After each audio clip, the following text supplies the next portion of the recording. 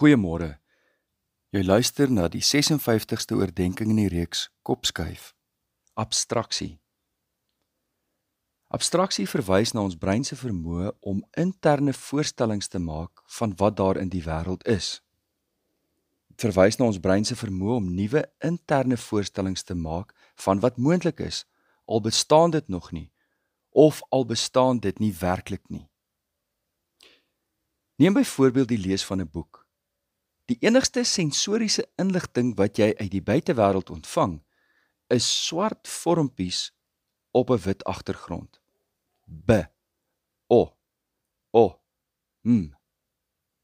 Maar jou brein sien 'n boom wat ergens pragtig staan, dalk nog terwyl sy blaartjies deur die wind se ruis beweeg. Jy lees verder en uiteindelik sit jy die boek neer aan die einde daarvan, terwyl jy 'n wêreld besoek het en deel was van 'n wêreld wat eintlik nie bestaan nie. Jy het gelag en gehuil saam met die karakters van die boek. Jy het interne voorstellings van die koffiewinkel waar hulle gesit en gesels het, die stofpad waarop hulle dalk gery het. Jy het vlinders in jou maag gevoel toe die twee karakters uiteindelik vir die eerste keer gesoen het. Dit, terwyl dit eintlik nie bestaan nie. Jou brein het daardie swart vormpies op 'n wit agtergrond geneem en uiteindelik 'n hele wêreld voorgestel. Ek wil vir jou vra om vir 'n oomblik die pause-knoppie te druk en na die twee foto's te kyk wat ek na hierdie boodskap deel. Op die eerste foto lees 'n mens: According to research at Cambridge University, ensovoorts. Maar in effek is dit nie wat daar staan nie. Daar staan ahok drnig to a rg'erg at kmaprgde uenar wit is. Ek weet, dit klink nou baie vreemd, maar dis wat daar staan. Dis absolute chaos. Maar ons brein herken die patrone omdat die eerste en laaste letters wel op die regte plek staan. Die woorde bestaan nie, maar deur abstraksie het ons brein sin daaruit gemaak. Iets geskep wat nie is nie. Op die tweede foto lees 'n mens: This message serves to prove how our minds can do amazing things. Maar dit is nie in werklikheid wat daar staan nie. Ons lees dit. Dis wat ons brein abstraheer, maar in werklikheid staan daar 7H15, this. M3554G3 wat ons lees as message en 53RV35 wat ons lees as serve. Is merkwaardig. Dit is wat abstraksie beteken.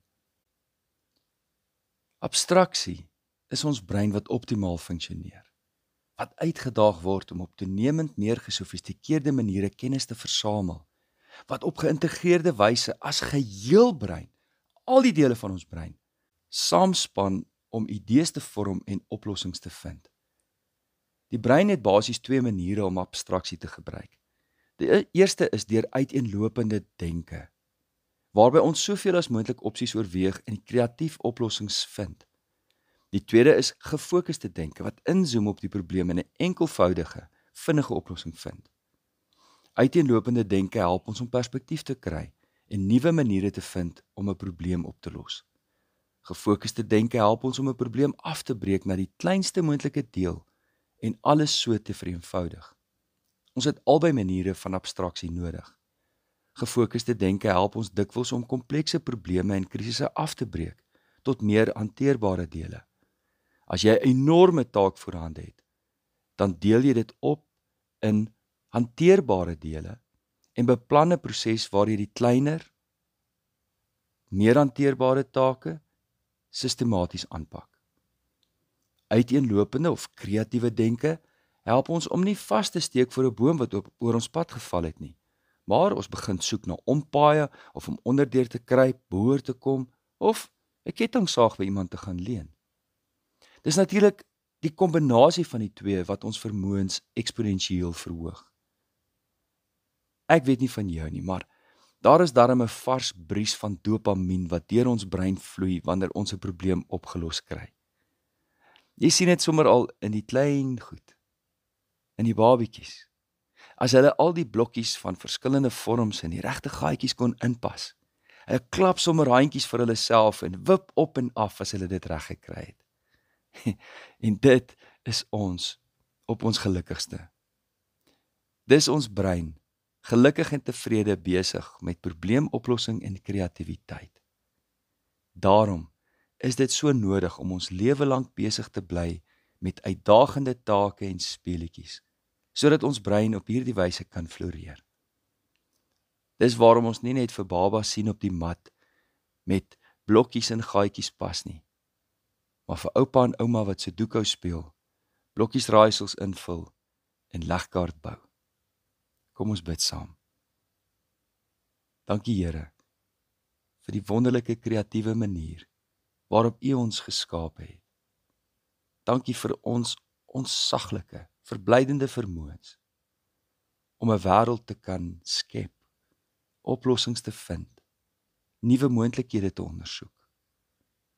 Dankie Here dat ons nooit vassteek op 'n bepaalde plek in ons lewens nie, maar dat U ons help deur ons gedagtes te vernuwe, dat ook ons nuwe mense kan word. Help ons om 'n wêreld te skep, te bou, te verbeel, wat ooreenstem met U wil en hoe dit in U koninkryk moet lyk.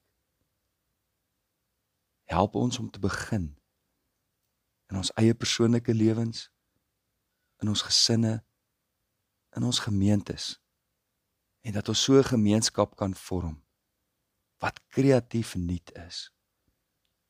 Dankie Here, vir onsaglike grootheid, en U onpylbare kreatiwiteit. Dit bid ons in Jesus naam. Amen. Liefde en 'n geseënde dag verder.